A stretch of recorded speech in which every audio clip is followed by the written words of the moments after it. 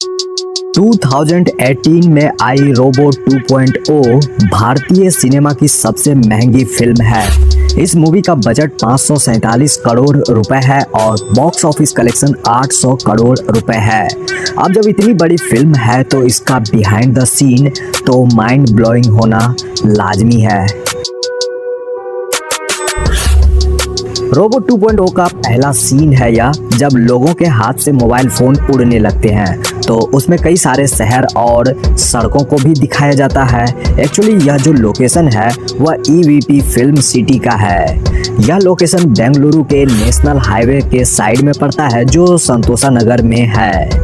इस film city के अंदर मूवी का मैक्सिमम पार्ट शूट हुआ है। यही मोबाइल स्टोर दिखाए गए हैं और इसी जगह ट्रक वाला शूटिंग भी हुआ है और इस फिल्म सिटी में ही तोड़फोड़ और कई सारे एक्शन सीक्वेंस भी शूट हुए हैं। मोबाइल फोन से भरी ट्रक जब स्टोर में आने वाली होती है या उसी वक्त का सीन है। देखिए इसे किस तरह से नाइट में शूट किया गया था, जो एक्चुअली चेन्नई के नेशनल हाईवे पर ही फिल्म आया गया है। इसी सीक्वेंस के अगले पार्ट में कुछ इस तरह से शूट किया गया था। यहाँ टेलीकॉम कंपनी के ऑनर का सामना जब पक्षी राजन से होता है। एक्चुअली इस सीन को शूट करने के लिए कई सारे ट्यूब लाइट्स को कुछ इस प्रकार से सजाया गया था, तब जाकर यह प्यारा सा शॉट आपको मूवी में देखने को मिला। इस सीन में वसीकरण और एमी जैक्सन यानी नीला को फिल्म में इंट्रोड्यूस कराया जाता है। यहाँ उनसे मिलने एक्सेल यूनिवर्सिटी के स्टूडेंट आए हुए होते हैं। उनकी मीटिंग होती है जिसमें से एक स्टूडेंट एमी जैक्सन पर कायल हो जाता है। देखिए यहाँ किस तरह से रजनीकांत सर अपने शॉट को देख रहे हैं।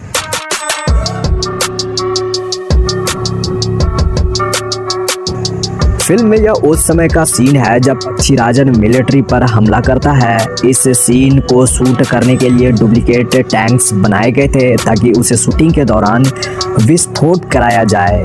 बिल्कुल ऐसा ही हुआ क्योंकि यहाँ इस शूटिंग के लिए 2 विस्फोट कराए गए थे, टैंकों की और एक कार की, जो बिल्कुल रियल थे।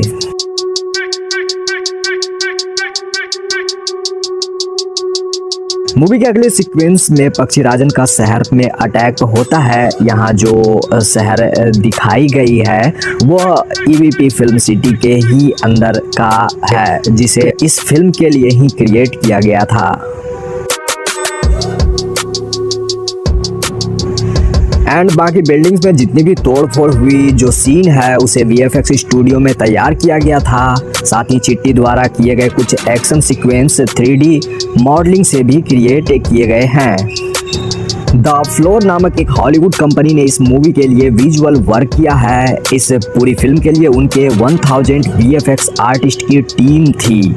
इस दौरान उन्होंने 1360 विजुअल शॉट्स तैयार किए थे। That's amazing. एक्चुअली रोबो 2.0 पहली भारतीय फिल्म है जिसे पूरी तरह से 3D में बनाया गया है। मेरे कहने का मतलब यह है कि कोई भी फिल्म पहले 2D में शूट होती है, फिर उसे कंप्यूटर ग्राफिक्स की मदद से 3D में बदला जाता है, बट रोबो 2.0 के साथ ऐसा बिल्कुल भी नहीं हुआ। ब्लेंडर, रिविट और माया सॉफ्टवेयर से फिल्म को पहले 3D एनिमेशन में बनाया गया था। यूँ तो मूवी में आपको कई सारे ऐसे सीन देखने को मिल जाएंगे जो रियल है ही नहीं। इन सारे शॉट्स को CGI के द्वारा ही किया गया है।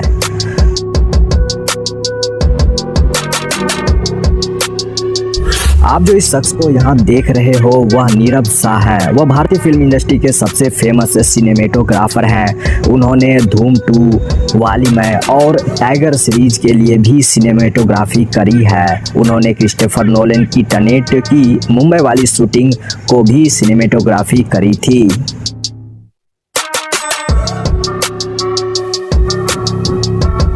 मूवी में वसीकरण के लैब को दिखाया जाता है जो पूरे 3 फ्लोर का होता है। एक्चुअली जितने भी इक्विपमेंट्स, रोबोट्स और कई सारी चीजें जो दिखाई जाती है वो पहले ही फ्लोर में उसे तैयार किया गया था, मतलब उसको कॉपी पेस्ट किया गया था।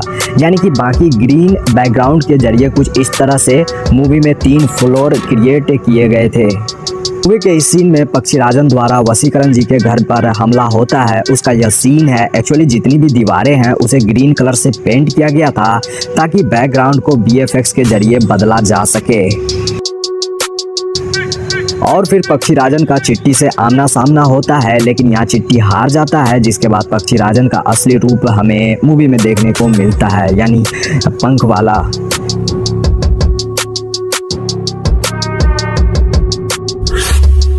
पक्षीराजन के बाद फिल्म में चिट्टी का नया अवतार होता है, यानी रोबोट 2.0। उसका चाल ढाल और रेड कलर के बाल, यानी सब कुछ नया। यहाँ रजनीकांत सर अपना शॉट देखकर हंस रहे हैं।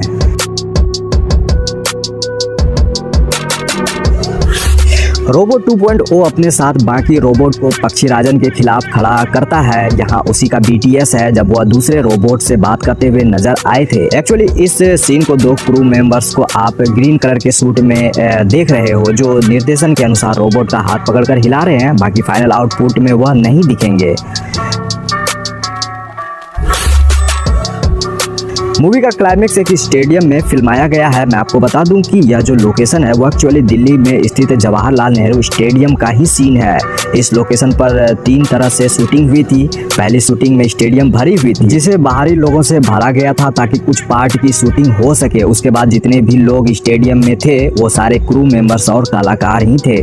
जब पक्षीराजन के पास रोबोट 2.0 आता है तभी का यह सीन है। एक्चुअली वह एक ऑक्टोपस कैमरे को पकड़कर बीच फील्ड तक पहुंचता है, वहीं उसके पीछे कैमरामैन भी इस तरह से आता दिखेगा। पक्षीराजन के पंख उगने और गायब होने की शूटिंग को एक स्टूडियो में ही शूट कर लिया गया था, जिसके बाद उसे जो ट्रांजिशन इफेक्ट के जरिए रिप्लेस और ऐड किया जाता। वैसे तो मूवी का maximum scene Jawaharlal Nehru stadium Delhi में ही हो गया था। बाकी जितने भी तोड़फोड़ आपने देखा था उसके लिए एक अलग सा स्टेडियम जैसा सेट तैयार किया गया था। बाकी की शूटिंग वहीं पर हुई थी।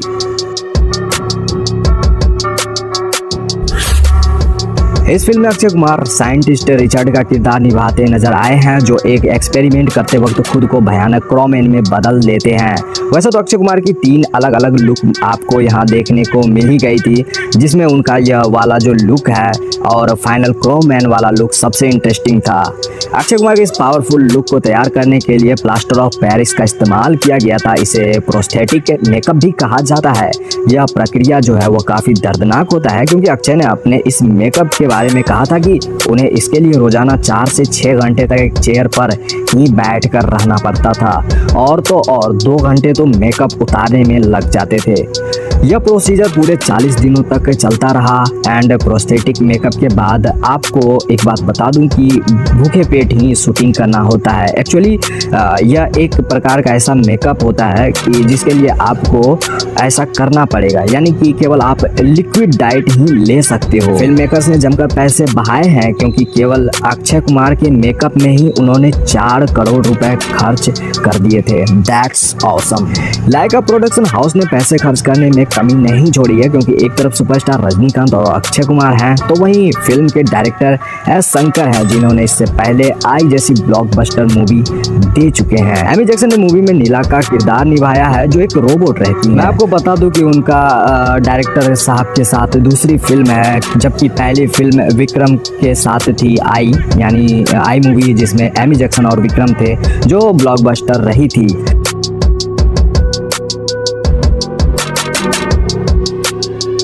यहाँ आप एमी जैक्सन को एक रोबोट में ट्रांसफॉर्म होते देख रहे हो। रजनी सर की मूवी रोबोट 2.0 और हमारी इन्फॉर्मेशन अच्छी लगी हो तो लाइक कर दें। अगर चाहते हैं कि हमारी मुलाकात आप लोगों से होती रहे तो इसके लिए